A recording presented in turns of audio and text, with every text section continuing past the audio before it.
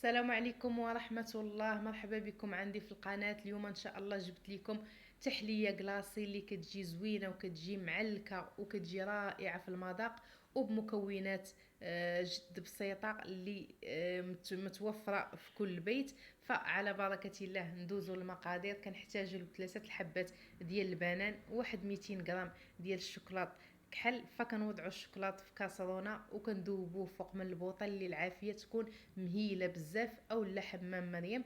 كناخذوا البنان ديالنا وكنقطعوه طريفات صغار باش يقدر يتطحن لينا. ومن بعد ما كيذوب لينا الشوكولات كنوضعوه على هذاك البنان اللي قطعنا، وكنحاولوا اننا نطحنوه بالميكسور مزيان اللي الجهد اللي ما يبقاش لينا فيه دوك الطريفات ديال البنان كيبانوا.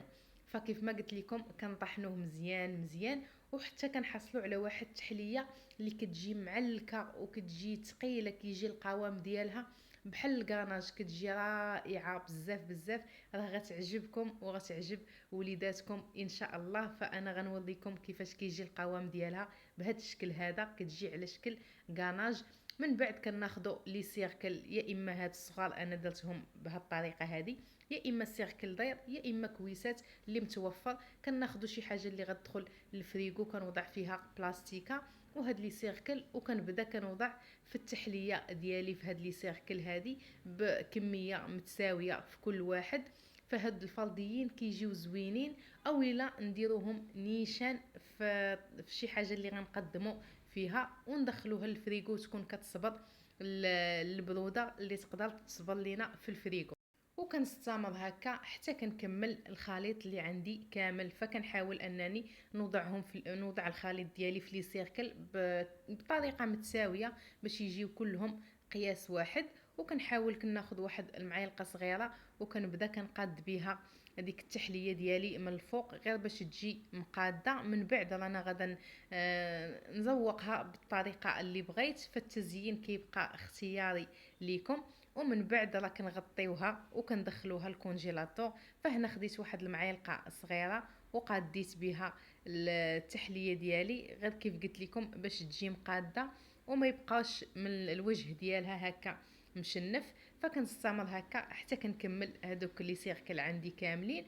فمن بعد كنغطيها بهذه الطريقه هذه وكندخلها الكونجيلاتور اللي كنخليها واحد ليله كامله قد ما جمدات قد ما مزيان، لحقاش ما فيها لا نشا لا جيلاتين هكا يلا تقبط في راسها.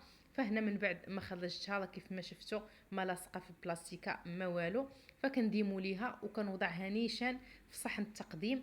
فبلا ما تخليوها هكا في البلاستيكه عاد تزينوها. فانا صعب عليا من بعد باش انني نحيدها لانها بدات كتطلق ليا. فنيشان ملي نحيدوها من الفريغو نديموليوها من لي سيركل ونوضعوها في الطبسيل نيشان، وعاد نديروا ليها الشوكولاط ابيض اللي ذوبته. خديت واحد الحبات ديال الشوكولاط وذوبتهم وطريفات ديال المشماش والبنان للتزيين. ومن بعد غناخذ واحد شويه الناباج وغنوضعوا على الفواكه ديالي من الفوق هكا باش يعطيوني اللمعان بهذه الطريقه هذه. فكنتمنى ان الفيديو ينال الاعجاب ديالكم. فهذا هو الشكل النهائي ديال التحليه ديالنا.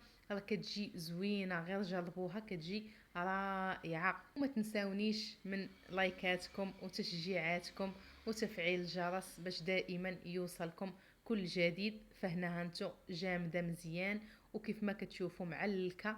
فبالصحه والراحه وشهيه طيبه.